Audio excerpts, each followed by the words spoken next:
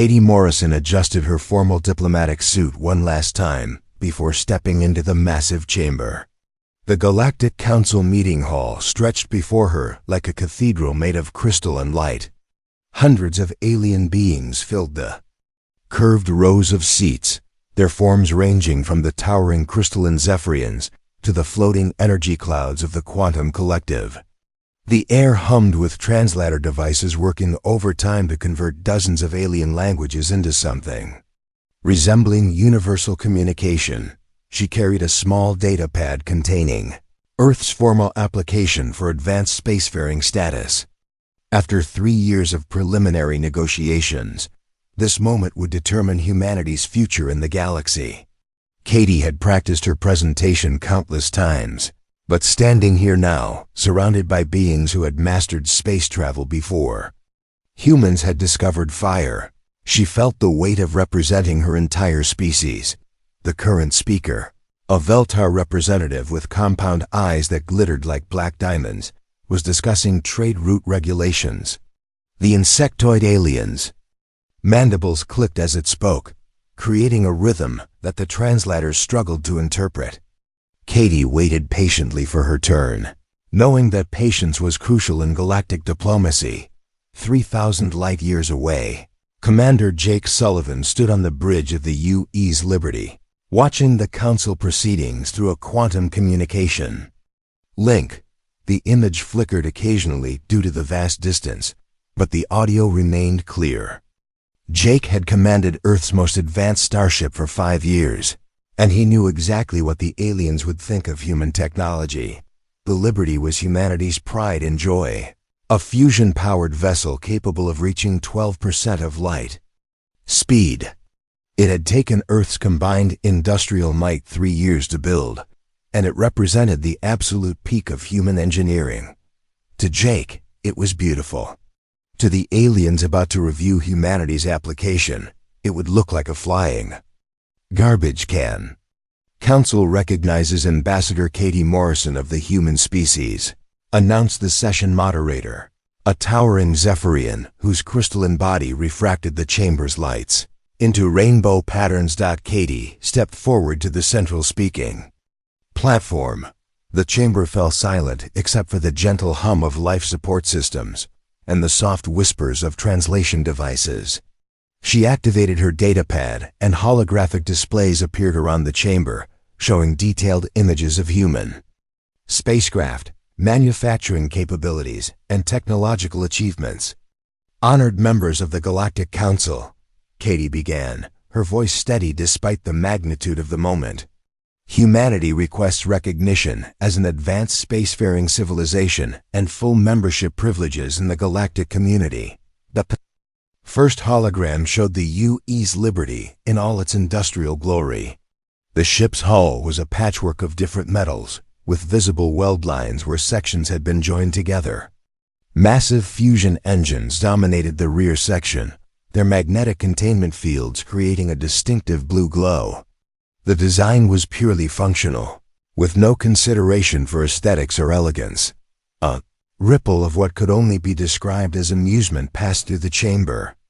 The Veltar delegate who had been speaking earlier began clicking its mandibles rapidly, a sound that Jake's translators identified as laughter. Several Zephyrians created harmonic tones that served the same purpose in their culture. Katie continued her presentation, showing Earth's industrial capabilities, population centers, and scientific achievements.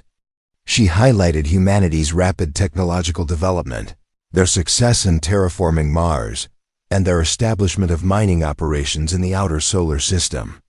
By any reasonable measure, humans had achieved remarkable progress in a relatively short time, but the alien delegates were not impressed. As each new image appeared, the sounds of amusement grew louder. The floating energy beings of the Quantum Collective pulsed with colors that their species used to express mockery. Even the usually stoic rock-based lithoids were making grinding sounds that indicated their version of laughter. Your vessels appear to be constructed from scavenged materials, observed the Veltar representative, its voice carrying clear disdain. Are these images accurate? Or are they perhaps artistic interpretations? Katie felt heat rise in her cheeks but maintained her diplomatic composure. These are actual photographs of our fleet vessels. Human engineering prioritizes functionality over appearance. This response only increased the alien amusement. The Zephyrian moderator's crystalline form chimed with what sounded like barely suppressed laughter. Functionality, it repeated, as if the word itself was amusing. Your largest vessel appears to have been assembled by welding together random pieces of metal. On the Liberty's bridge, Jake clenched his fists as he watched the proceedings. His ship might not look pretty, but it had successfully completed 17 deep space missions without a single system failure. The fusion drives that the aliens mocked had carried human explorers to the edge of the solar system and back. Every weld line they laughed at represented thousands of hours of careful engineering and testing. The human application also mentions their manufacturing techniques, continued another alien delegate, this one from a species that resembled a giant sea anemone. They claimed to have revolutionary approaches to space construction. More holograms appeared, showing human shipyards in Earth orbit. The images revealed the truth about human manufacturing. It was indeed crude by galactic standards. Where alien civilizations used advanced molecular assembly and gravitational manipulation, humans relied on traditional welding, riveting, and mechanical assembly. Their ships were built the same way humans had been building things for centuries, just scaled up for space. The laughter grew louder. Several delegates began making comments to each other, their words picked up by the chamber's sensitive microphones. Jake listened with growing anger as the translators converted their mockery into standard English. Look at those primitive fusion drives, one alien was saying. They're using magnetic containment like they're still in the Stone Age. The hull design is completely inefficient, added another. No force field generators, no gravitational shielding. Just raw metal and hope. I've seen more advanced technology in children's toys. A third voice chimed in. Katie pressed on with her presentation, but the mood in the chamber had shifted from formal consideration to open ridicule. She showed images of human colonies on Mars, the asteroid mining operations, and the growing fleet of exploration vessels. Each achievement that humanity was proud of only seemed to amuse the aliens more. The Quantum Collective, representative, pulsed with particularly bright colors. As it spoke, these beings claimed to have mastered space travel, yet their ships look like they were assembled in a scrapyard. Do they seriously expect us to treat them as equals? The Veltar delegate clicked its mandibles again. Perhaps we should create a special category for them. Primitives with ambition seems appropriate. Jake had heard enough. He turned away from the communication screen, unable to watch any more of the humiliation. His bridge crew sat in uncomfortable silence, all of them feeling the sting of alien dismissal. These were the same people who had risked their lives exploring unknown regions of space, who had solved impossible engineering problems with nothing but human ingenuity and determination. Back in the council chamber, Katie was reaching the end of her presentation. The formal part of the process required her to request a specific response timeline, which she did with as much dignity as she could maintain. The aliens' laughter had died down to scattered chuckles, but the damage was done. Humanity's application was being treated as a joke. The Zephyrian moderator consulted with other senior delegates before responding. The Council will consider humanity's application and provide our decision within 1 galactic standard week. However, based on the technological evidence presented, it seems unlikely that your species meets the minimum requirements for advanced spacefaring status. Katie nodded formally and gathered her materials. As she walked back through the chamber, she could hear the aliens already moving on to other business, dismissing humanity's application as if it had been nothing more than an amusing interruption. To their day, the message was clear. In the eyes of the galactic community, Humans were primitives playing with technology they barely understood. Their ships were jokes, their achievements were insignificant, and their dreams of joining the advanced civilizations were nothing more than the fantasies of an underdeveloped species. But what the aliens didn't know was that they had just made the biggest mistake in galactic history. 6 months had passed since the Galactic Council's humiliating rejection of humanity's application. The alien delegates had delivered their decision exactly as promised, classifying humans as a developing species with restricted spacefaring privileges. Earth's ships were banned from major trade routes, forbidden from approaching core worlds, and limited to their own small corner of the galaxy. Admiral Helen Carter sat in her office at Earth Defense Command, reading the latest intelligence reports from their hidden monitoring stations throughout the galaxy. The aliens continued to mock humanity in their communications, sharing jokes about flying scrap heaps and primitive fusion drives across their networks. What they didn't realize was that every transmission was being carefully recorded and analyzed by human intelligence teams. Helen had anticipated this outcome from the beginning. 3 years ago, when diplomatic contact with the galactic community first began, she had quietly initiated a classified research program. While Ambassador Morrison was preparing for formal negotiations, Helen was putting humanity's greatest minds to work on something the aliens would never expect. She pressed a button on her desk communicator. "Dr. Hayes, please report to my office." Immediately, Dr. Richard Hayes arrived within minutes, carrying a thick folder of technical documents. At 45 years old, he was one of Earth's most brilliant theoretical physicists, specializing in dimensional mechanics and quantum field manipulation. For the past 3 years, he had been leading Project Titan, the most classified program in human history. "Admiral, the prototype is ready for final testing," Richard said as he sat down across from her desk. "Captain Parker completed her training yesterday, and all systems are showing green." Helen nodded. She had been waiting for this moment since the project began. "How confident are you in the technology?" Richard smiled, something he rarely did when discussing his work. "Admiral, what we've achieved goes beyond anything the aliens have ever imagined. While they were laughing at our fusion drives, we were solving problems they don't even know exist." 2 hours later, Helen stood before the massive blast doors of the Blackwater facility, hidden deep beneath the Nevada desert. The underground complex had been built in complete secrecy, its existence known only to a select few within Earth's government and military leadership. Even the construction workers had been kept unaware of the project's true purpose.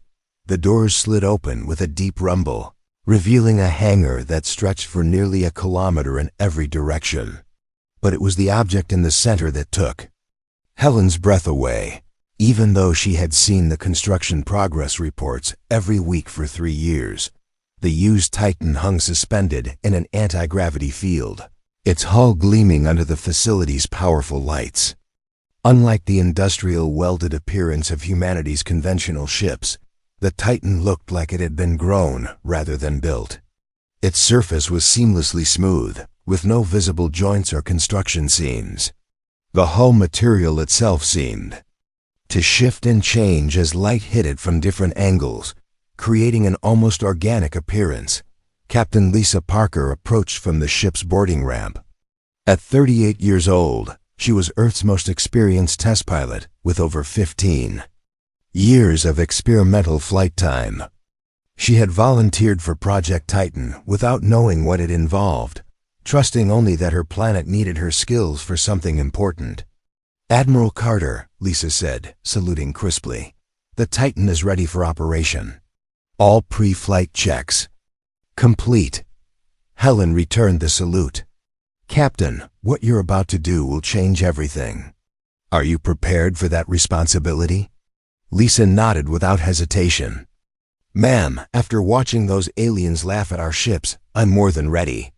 Dr. Hayes joined them near the ship's boarding ramp. "Admiral, perhaps we should review the technical specifications one more time before launch." The three of them walked around the Titan as Richard explained the revolutionary systems hidden beneath its smooth exterior. The primary propulsion system doesn't use fusion at all, he began. We've developed a method of manipulating spacetime itself, creating localized distortions that allow us to move without traditional thrust. Helen studied the ship's rear section, where conventional engines should have been. Instead, there were only small crystalline structures that seemed to glow with their own internal light. And this is based on theoretical work our scientists developed independently. Completely independent, Richard confirmed. While alien civilizations were perfecting old technologies, human researchers were exploring entirely new branches of physics. We've had breakthrough after breakthrough that they don't even know are possible. The ship's hull was perhaps the most impressive achievement.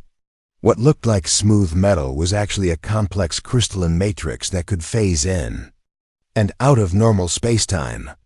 The Titan could become partially invisible to sensors, existing in a dimensional state that alien technology couldn't detect. Captain Parker led them through the ship's interior, which was as revolutionary as its exterior. The bridge was arranged in a way that seemed impossible, with control surfaces that curved through dimensions that shouldn't exist. Navigation displays showed star charts using mathematical principles that would confuse alien scientists for decades. The crew quarters use expanded space technology, Lisa explained as they passed through corridors that seemed larger inside than the ship's external dimensions should allow. We can carry twice as many people as a conventional ship of the same size. Chief Engineer Danny Cooper met them in the main engine room, where the heart of the Titan's power system hummed quietly. Unlike the massive fusion reactors that powered human ships, the Titan's energy source was compact and incredibly efficient. It drew power directly from the quantum foam that existed between dimensions. The aliens think fusion is primitive, Danny said with a grin. Wait until they see what we can do with zero-point energy extraction. Helen was impressed, but she needed to understand the strategic implications. Dr. Hayes, what advantages does this give us over alien technology? Richard pulled up a holographic display showing comparative performance data. Admiral, the Titan can travel distances in hours that would take their ships weeks. Our stealth capabilities make us invisible to every sensor system they possess. And our defensive systems can deflect energy weapons that would destroy conventional vessels. The numbers were staggering. The Titan could accelerate to speeds that would tear apart alien ships, survive in environments that would kill other crews, and operate with an efficiency that made fusion power look like burning wood for heat. But perhaps most importantly, the Titan represented something the aliens had never encountered.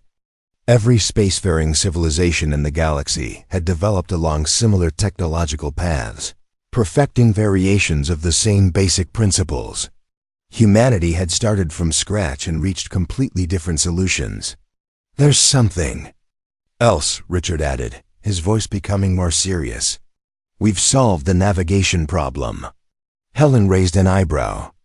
Navigation was one of the most complex challenges in space travel, requiring massive computational resources and detailed mapping of gravitational fields. Solved how? The Titan doesn't navigate through space, Richard explained. It navigates through dimensions. We can appear at any location in the galaxy without traveling through the space between points. This was beyond revolutionary. It was impossible by every known law of physics. Yet here was a ship that proved those laws were incomplete. Captain Parker checked her chronometer. Admiral, we're approaching the launch window for the test flight. Helen made her decision. Captain, your mission is to proceed to the Zephyr system and make contact with the Galactic Council. Show them what humanity has achieved, Lisa smiled. Ma'am, it will be my pleasure to wipe those smug expressions off their faces. As the launch sequence began, Helen reflected on the irony of the situation. The aliens had rejected humanity because their ships looked primitive and crude. They had laughed at human technology without bothering to understand the minds that created it, but humans had never been content to simply copy what others had done. When faced with a problem, they found new ways to solve it. When told something was impossible, they proved it wrong. The same stubborn creativity that had carried them from caves to starships was about to revolutionize galactic civilization. The Titan's engines engaged with barely a whisper of sound. One moment the ship was hanging in the hangar, and the next it simply wasn't there anymore. No dramatic light show, no roaring engines, no visible thrust. It had simply stepped sideways out of normal space and begun its journey to change history. Admiral Carter watched the empty hangar and smiled. Let the aliens laugh at human ships. They were about to discover that the greatest danger in the galaxy was underestimating a species that refused to accept limitations. Captain Lisa Parker felt the familiar weight of command settle on her shoulders as the U-East Titan completed its dimensional transition. The bridge around her hummed with quiet efficiency, a stark contrast to the noisy fusion reactors that powered conventional human ships. Her crew of 12 specialists at their stations, monitoring systems that would have seemed like magic to the aliens who had laughed at human technology. Navigator Amy Johnson looked up from her station, her face showing a mixture of excitement and disbelief. Captain, we've covered 1,800 light years in the past 4 hours. According to our calculations, we should reach the Zephyr system in another 3 hours. Lisa nodded, though part of her still couldn't quite believe what they were accomplishing. The journey from Earth to Zephyr Prime should have taken conventional ships nearly 6 weeks, requiring multiple hyperspace jumps and complex navigation calculations. The Titan was making the trip in less than a day, moving through dimensional space as easily as a submarine moving underwater. Dr. Hayes sat at the science station, monitoring the ship's revolutionary systems. All dimensional phase generators are operating within normal parameters, he reported. The quantum field manipulators are maintaining perfect stability. We're completely invisible to conventional sensors. The Zephyr system grew larger on their displays as they approached the most heavily defended region of space in the known galaxy. Zephyr Prime was the capital world of the Galactic Council, home to over 40 billion beings from dozens of different species. The planet was surrounded by the most advanced defensive networks ever constructed, layers of protection that no hostile force had ever penetrated. Communications Officer Pete Davis monitored alien transmissions as they entered the outer detection perimeter. Captain, I'm picking up routine patrol chatter from the defense fleet. No indication they've detected our presence. Lisa studied the tactical display showing the incredible array of defenses surrounding Zephyr Prime. Automated sentinel platforms drifted in complex patterns, their sensors capable of detecting a single ship from millions of kilometers away. Energy barriers created invisible walls that could stop the most powerful weapons. Patrol fleets of advanced alien warships maintained constant vigilance against any possible threat, and they were flying right through all of it without triggering a single alarm. Engineering, what's our stealth status?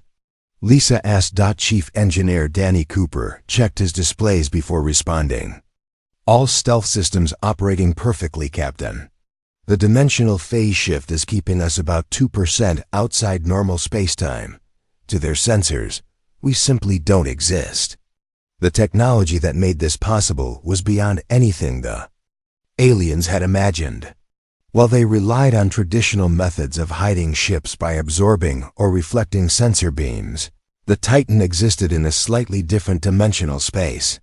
It was there but not there, real but undetectable by any conventional means. Navigator Johnson called out their position updates as they passed through the defense perimeters. Outer sensor grid cleared. Passing through the automated patrol zone now. Defense platform network coming up in 15 minutes. Each layer of defenses represented centuries of alien technological development. The Zephyrian crystalline sensors could detect energy signatures from incredible distances. The Veltar gravitational analyzers could spot the tiniest mass disturbances in space. The Quantum Collective's energy field monitors could identify the exhaust from fusion drives from halfway across a solar system. None of them registered the Titan's passage. Dr. Hayes monitored the alien defense systems with scientific fascination. "Captain, their technology is impressive but predictable. They've perfected old methods instead of developing new ones. Every sensor system is based on detecting objects that exist in normal spacetime. This was the fundamental advantage that humanity had discovered. While alien civilizations had spent thousands of years improving existing technologies, human scientists had started with completely different assumptions about how the universe worked. The result was a ship that operated according to principles the aliens didn't even know existed. Defense platform network ahead," Johnson announced. "These are the big ones, Captain. Each platform has enough firepower to destroy a small moon." Lisa looked at the tactical display showing the massive defensive structures. The platforms were works of art as much as military installations, their crystalline surfaces reflecting the light of Zephyr's twin suns. Each one contained enough advanced technology to outfit an entire human fleet. Yet they sat silent and unaware as the Titan passed within a few thousand kilometers of their sensor arrays. Communications. Officer Davis picked up increased chatter from the alien defense networks. "Captain, they're conducting a routine security check. All systems showing green. No alerts or warnings." The irony wasn't lost on any of the crew. The same aliens who had dismissed human ships as primitive scrap heaps had built their entire defensive strategy around detecting the kind of technology they understood. They were looking for fusion drives, electromagnetic signatures, and conventional propulsion systems. The Titan might as well have been invisible. "Inner perimeter coming up," Johnson reported. "This is where their best sensors are located." The inner defense ring around Zephyr Prime represented the absolute peak of galactic technology. Quantum scanners that could detect individual atoms, gravitational sensors that measured space-time distortions down to the smallest level, and energy analyzers that could identify the power signature of a child's toy from orbit. The Titan flew through them all without causing so much as a flicker on their displays. Dr. Hayes shook his head in amazement as he monitored the alien sensors trying to detect them. "Their technology is incredibly sophisticated, but it's all based on detecting things that exist in the same dimensional space they do. We might as well be ghosts to them." Captain Parker felt a surge of pride in her species. Humanity had been dismissed as primitive, mocked for their crude ships and simple technology. But while the aliens were perfecting old methods, humans had been thinking in completely new directions. The result was a ship that could do things the aliens had never imagined possible. "Approaching orbital space around Zephyr Prime," Johnson announced. "We'll be within visual range of the capital city in 10 minutes. Lisa made her decision. "Dr. Hayes, prepare to bring us back into normal space-time. Amy, plot us a position directly above the capital. Pete, prepare a communication array for planetary broadcast." The moment of truth was approaching. For months, the aliens had been sharing jokes about human ships across their communication networks. They had dismissed humanity's technological achievements as the fumbling efforts of a primitive species. Earth's scientists and engineers had been portrayed as barely competent, mechanics working with salvaged parts. All of that was about to change. "Denny, I want full power to all systems when we phase back into normal space," Lisa ordered. "When we appear, I want them to know we're here." Chief Engineer Cooper grinned. "Captain, when we drop out of dimensional phase, every sensor in the system is going to light up like a Christmas tree." The crew made their final preparations as Zephyr Prime grew large on their screens. The planet was beautiful, its surface covered with crystalline cities that sparkled in the light of twin suns. Billions of beings from dozens of species lived on that world, all of them confident in their technological superiority over the primitive humans they had rejected. Lisa took a deep breath. All stations prepare for dimensional phase transition. In 30 seconds, we're going to announce humanity's arrival to the galaxy. She watched the countdown timer tick towards 0. When it reached the final second, she gave the command that would change everything. Execute phase transition. Drop us into normal space-time directly above the capital city. The Titan shimmered back into existence above Zephyr Prime, its sleek hull reflecting the alien sun as it appeared where no ship should have been able to go. After flying undetected through the most advanced defense network in the galaxy, humanity had arrived to deliver a message that would shatter every assumption the aliens held about human capabilities. The age of being laughed at was over. The U.E.'s Titan materialized above Zephyr Prime like a ghost becoming solid. One moment the space above the capital city was empty, and the next moment a sleek human ship hung there in perfect silence. Every sensor array on the planet, every monitoring station in orbit, and every defensive platform in the system suddenly registered an impossible reading. A human ship had appeared in the most secure airspace in the galaxy without triggering a single warning. On the planet's surface, the Galactic Council's emergency alert systems began screaming. Alarms that had never sounded in over 1,000 years of galactic peace suddenly filled the crystalline chambers where alien delegates conducted their daily business. The same beings who had laughed at human technology 6 months ago now stared in shock at their display screens. The Zephyrian Defense Coordinator's crystalline form flashed rapid patterns of light as it tried to process what had happened.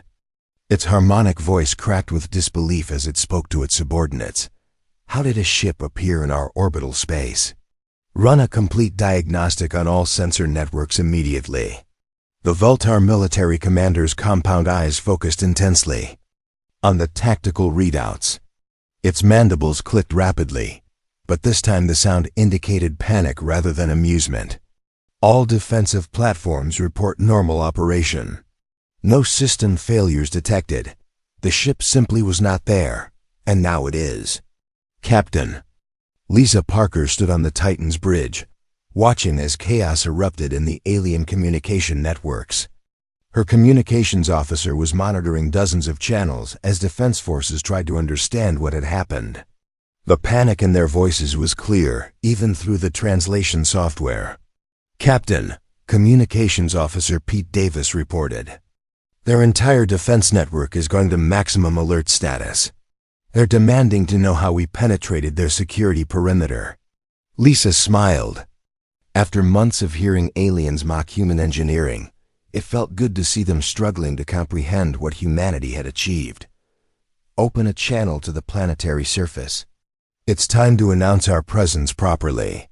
The communication array activated, broadcasting on all frequencies used by the Galactic Council. Lisa's voice reached every delegate, every military commander, and every government official on Zephyr Prime simultaneously. This is Captain Lisa Parker of the United Earth ship Titan, requesting immediate audience with the Galactic Council.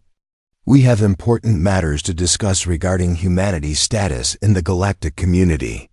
The response was immediate and frantic. Dozens of alien voices tried to speak at once, their translators struggling to convert the chaos into understandable language. Questions and demands filled the communication channels as the alien leadership tried to process what had happened. 3 hours later, the Galactic Council chamber was fuller than it had been in decades.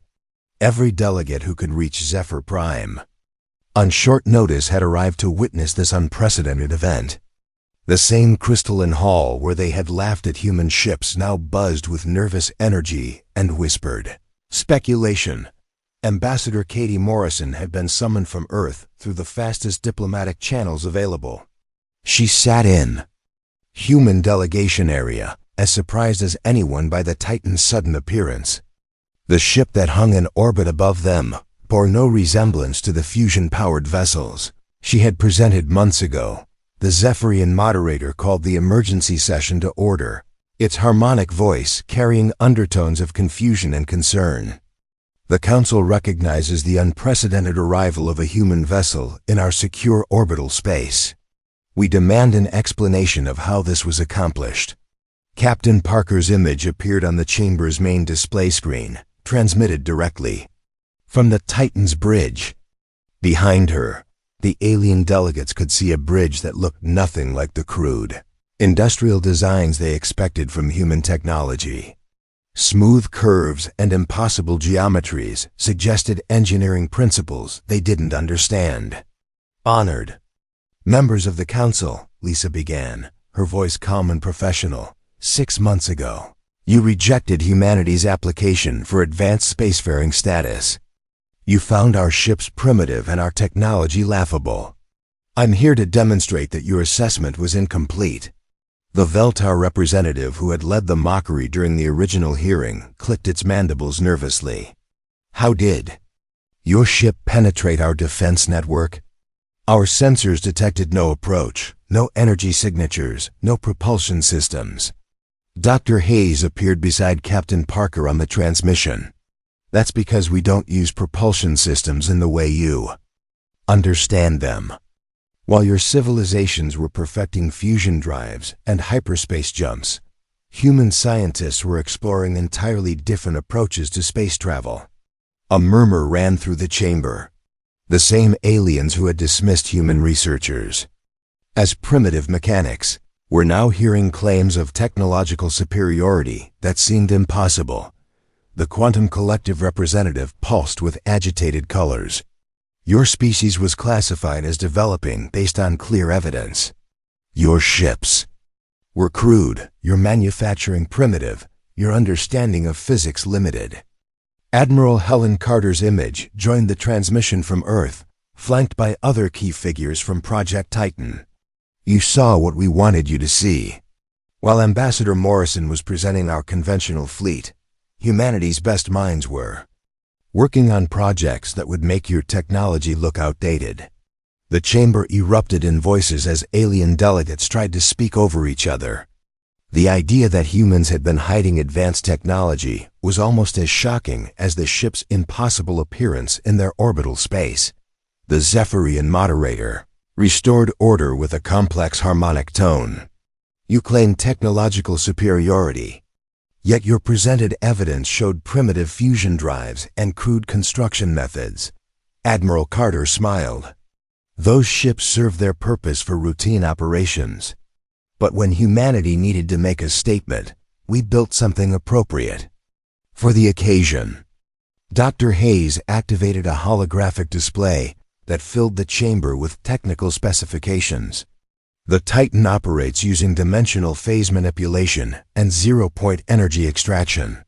We don't travel through space in the conventional sense. We travel through dimensions that your science hasn't discovered yet.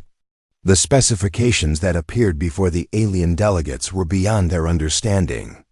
Mathematical equations that described reality in ways they had never imagined. Energy curves that shouldn't be possible according to established physics. Propulsion systems that worked by manipulating the fabric of spacetime itself. A lithoid delegate, one of the rock-based species known for their logical thinking, studied the displays carefully. These equations suggest principles that contradict established physical laws. Established by whom? Dr. Hayes asked. Your civilizations have spent thousands of years perfecting the same basic technologies. Humanity started from scratch and reached different conclusions about how the universe works. The implications were staggering. If humans had indeed developed entirely new branches of physics, it would revolutionize galactic civilization. Technologies that had remained unchanged for millennia could suddenly become obsolete. Captain Parker addressed the chamber directly. 6 months ago, you laughed at our ships. You called them flying scrap heaps held together by hope and desperation. You dismissed our engineers as barely competent mechanics working with salvaged parts. The silence in the chamber was deafening. The same delegates who had shared jokes about primitive human technology now faced the possibility that they were the primitive ones. Today, we demonstrated capabilities that your most advanced civilizations cannot match. We appeared in your most secure orbital space without being detected by sensors that cost more than our entire planetary defense budget. We accomplished this using principles that your science considers impossible. Admiral Carter continued the presentation. The Titan represents just one example of human innovation. While you were perfecting old technologies, we were solving problems you didn't know existed. We've developed manufacturing techniques that make your molecular assemblers look crude. We've created energy systems that make your fusion reactors seem like burning wood for heat. The alien delegates sat in stunned silence as the full scope of human achievement became clear. Species that had dismissed humanity as primitive were now facing evidence of technological superiority that challenged everything they thought they knew about the universe. The Veltar representative who had led the original mockery spoke in a voice barely above a whisper. If your capabilities are as advanced as you claim, why did you present inferior technology during your original application? Captain Parker's answer was simple and devastating. Because we wanted to see how you would treat a species you considered inferior. Your response told us everything we needed to know about galactic civilization's values. The chamber remained silent as the full impact of her words sank in. The aliens hadn't just misjudged human technology. They had revealed their own character. In the process, showing how they treated beings they considered beneath them. For the first time in galactic history, the laughter had stopped completely. 3 weeks after the Titan's dramatic appearance above Zephyr Prime, the Galactic Council reconvened for the most important session in their recorded history. The crystalline chamber buzzed with nervous energy as delegates from across the galaxy gathered to discuss humanity's shocking revelations. The same aliens who had once shared jokes about primitive human ships now spoke in hushed tones about dimensional physics and zero-point energy.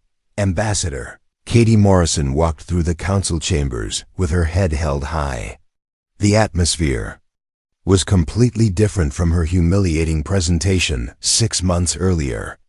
Alien delegates who had previously ignored her now approached with respectful greetings and requests for private meetings. The Veltar representative, who had led the mockery of human technology, actually bowed when she passed his seat. The transformation was remarkable. Species that had dismissed humanity as backward primitives were now scrambling to establish diplomatic relations with Earth. Trade proposals filled Katie's communication device daily. Scientific exchange programs were being offered by civilizations that had previously considered human researchers too primitive to waste time on. Admiral Helen Carter stood at the podium where Katie had once faced ridicule. Today, she was presenting humanity's terms for sharing their revolutionary technologies with the galactic community. The same aliens who had rejected Earth's application for advanced spacefaring status now hung on every word she spoke. The technology demonstrated by the UE's Titan represents only a small portion of humanity's current capabilities. Helen began, her voice carrying the confidence of someone who held all the cards. Over the past 5 years, Earth scientists have achieved breakthroughs in multiple fields that will transform galactic civilization. Holographic displays filled the chamber, showing technical specifications for technologies that the aliens could barely comprehend. Dimensional manipulation drives that could cross the galaxy in days. Manufacturing systems that could build ships by reshaping matter at the atomic level. Energy collection methods that drew power directly from the quantum fields that existed between dimensions. The Zephyrian moderator's crystalline form flickered with patterns of amazement and concern. These technologies surpass anything our civilizations have achieved in thousands of years of development. How did your species accomplish such advances in such a short time? Dr. Hayes stepped forward to address the question. Because we approached problems differently. Your civilization spent millennia perfecting existing solutions. Humanity started with the assumption that better solutions must exist, and we kept looking until we found them. The difference in thinking was fundamental. Alien civilizations had reached technological plateaus and accepted them as natural limits. Humans had treated every limit as a challenge to overcome. Where aliens saw impossible barriers, humans saw engineering problems waiting to be solved. Captain Lisa Parker joined the presentation via communication link from the Titan, which remained in orbit above Zephyr Prime as a constant reminder of human capabilities. The ship you see above your capital is our first-generation prototype. Earth's shipyards are already constructing vessels that make the Titan look primitive by comparison. This revelation sent ripples of shock through the chamber. If the Titan was primitive by human standards, what were their advanced ships capable of? The implications were staggering for civilizations that had considered themselves the pinnacle of technological achievement. The quantum collective representative pulsed with urgent colors. Your species offers to share these technologies. What are your conditions for such cooperation? Admiral Carter smiled. This was the moment Earth had been preparing for since the project began.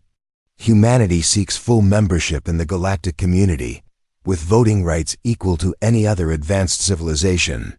We also propose the establishment of joint research facilities where human and alien scientists can work together to push the boundaries of what's possible. The terms were reasonable, almost generous considering humanity's obvious technological superiority. But there was an unspoken message beneath. The diplomatic language. Earth was no longer asking for permission to join the galactic community. They were announcing their intention to help lead it. The lithoid delegate, who had been skeptical during the previous session, spoke carefully. These joint research facilities would involve sharing your advanced physics principles with alien scientists. Absolutely. Dr. Hayes confirmed. Humanity believes that scientific progress benefits everyone. The dimensional manipulation principles that power our ships could revolutionize transportation for every species in the galaxy. The offer was incredible. Technologies that could make interstellar travel as simple as walking between rooms. Manufacturing techniques that could end resource scarcity forever. Energy systems that could power entire civilizations without depleting natural resources.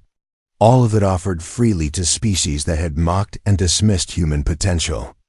The aliens weren't fools. They understood the real message being delivered. Humanity wasn't just offering to share technology. They were demonstrating the kind of civilization they had become. While alien species had been content to perfect old solutions, humans had been creating new ones. While others had accepted limitations, humans had been breaking through them. Veltar representative, who had once called human ships flying scrap metal, now spoke with genuine respect. Your species has achieved remarkable progress in a very short time. We would be honored to participate in joint research programs. Over the following hours, the Council voted unanimously to grant humanity full membership in the galactic community. The same civilization that had been rejected as primitive 6 months earlier was now being welcomed as an equal partner in shaping the galaxy's future. But the real changes were happening outside the formal proceedings. Alien scientists were already requesting detailed information about human research methods. Engineers wanted to understand how humans had solved problems that had stumped galactic civilization for centuries. Military leaders were asking about defensive applications of dimensional technology. Captain Parker watched the proceedings from the Titan's bridge, remembering the humiliation her species had endured during the original application. Communications. Open a channel to Admiral Carter. Channel open, Captain.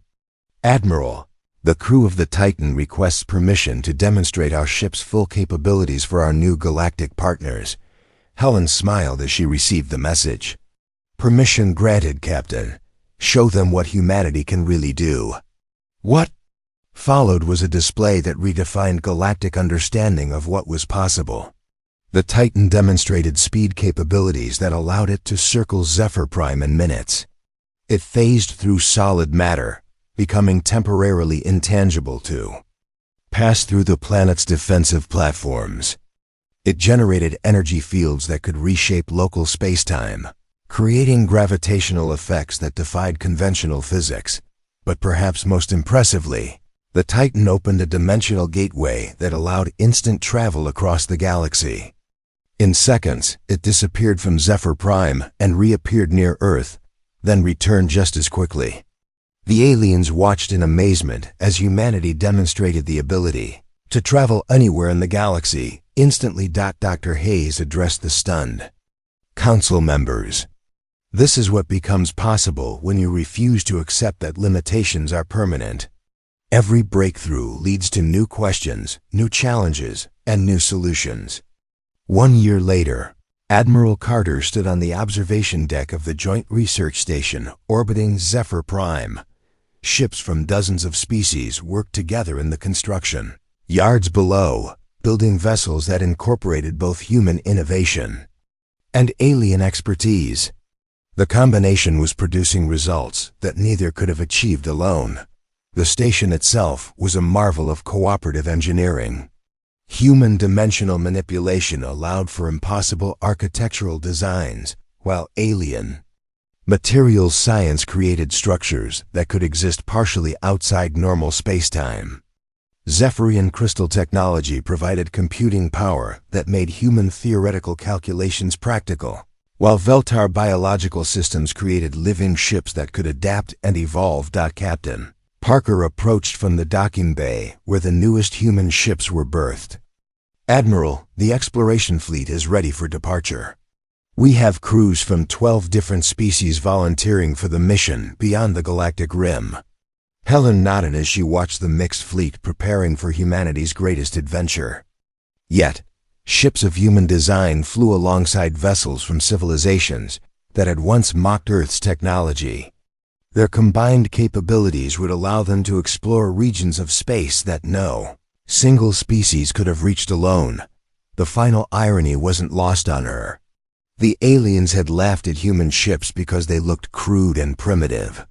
But humanity's greatest strength had never been making things look impressive. It was making impossible things become possible. As the exploration fleet engaged their drives and disappeared into the vast unknown beyond the galaxy, one truth had become clear to every civilization in the known universe. The species that had then dismissed as primitive had become the catalyst for the greatest age of discovery in galactic history. The laughter had stopped forever, replaced by respect, partnership, and unlimited possibilities.